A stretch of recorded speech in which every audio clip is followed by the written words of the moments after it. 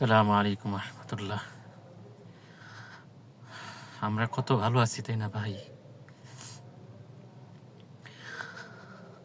হুজুর সাল্লাল্লাহু আলাইহি সাল্লামের হাদিসে আছে যে পৃথিবীর কোনো এক কোনায় যদি কোনো মুসলিম অসুস্থ থাকে, তাহলে পুরা গোটা মুসলিম যেন অসুস্থ।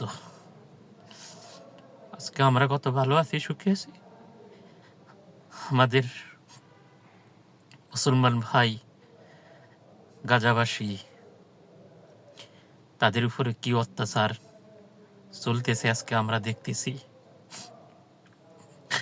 ফেসবুক, ইউটিউবে ঢুকলি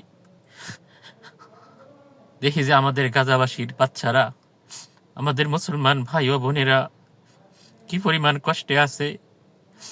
আজকে তাদের উপরে কি পরিমাণ বোমা মারতেছে। বোমা মারার কারণে তাদের ক্ষত বিক্ষত শরীর আকাশে উঠতেছে। এই দৃশ্য দেখার পরে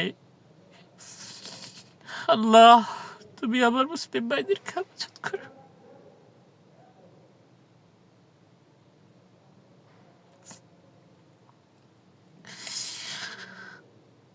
হয়তো আমি কিছুই করতে পারবো না, কিন্তু আমি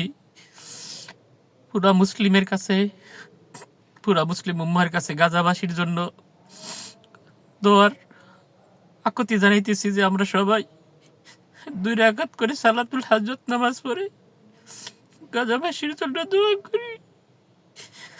আল্লাহ যেন আমাদের মুসলিম ভাইদেরকে হেফাজত করে।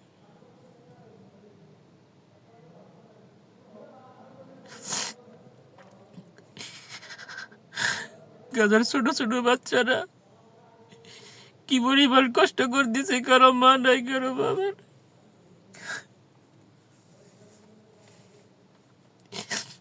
আমাদের সন্তানের একটু হাত পা কেটে গেলে দুপুরে ব্যথা ফেলে আমরা মেডিকেল নিয়ে দৌড়ে কত জায়গায় যাই, কিন্তু আমাদের মুসলমান ভাই ও বোনেরা,